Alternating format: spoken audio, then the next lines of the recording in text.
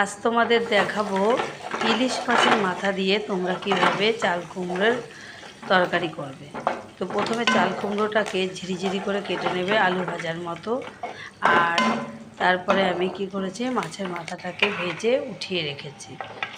এরপরে কড়াইতে 2 চামচের মতো তেল দিয়ে তাতে 1 চামচের মতো সর্ষে দিয়ে দিলাম, সঙ্গে দিয়ে দিলাম 4টে কাঁচা লঙ্কা।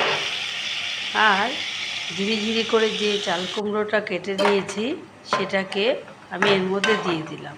তো তোমরা আগেই দেখেছো যে আমি হাতা দিয়ে ভালো করে সর্ষেটাকে পিষে নিয়েছিলাম। তার কারণ হলো, যদি তোমরা সর্ষেটাকে পিষে না নাও তাহলে সর্ষের যে ভেতরের যে জিনিসটা আছে সেটা তোমরা কিন্তু সেই স্বাদটা পাবে না। ঠিক আছে, অনেকে যদি তোমরা মনে করো যে সর্ষেটা দিয়ে সর্ষেটা পুড়ে গেল তারপরে দিয়ে দেবে, তাহলে কিন্তু এই সুন্দর টেস্টটা পাবে না। তো আমি সেই কারণেই হাতাটা দিয়ে ভালো করে থেতলে দিয়েছি সর্ষেগুলোকে। এরপরে চাল কুমড়োটা দেওয়া হয়ে গেছে, দিয়ে নিয়ে তারপরে এর মধ্যে 1 চামচ নুন আর 1/2 চামচ হলুদ দিয়ে দিলাম, আর দিয়ে দিলাম 1 চামচ চিনি। এরপরে ভেজে রাখা ইলিশ মাছের মাথাটাও এর মধ্যে আস্ত দিয়ে দিলাম।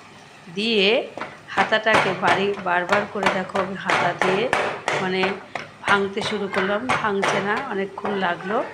তো ভেঙে নিয়ে এটা ভালো করে এর সঙ্গে মিশিয়ে দিতে হবে, তাহলে টেস্টটা কিন্তু খুব সুন্দর আসবে। তো মেশাতে গিয়ে দেখলাম এখনও আমার চাল কুমড়োটা ভালো করে হয়নি। তো এখন আমি একটুখানি এটাকে ঢেকে দেব।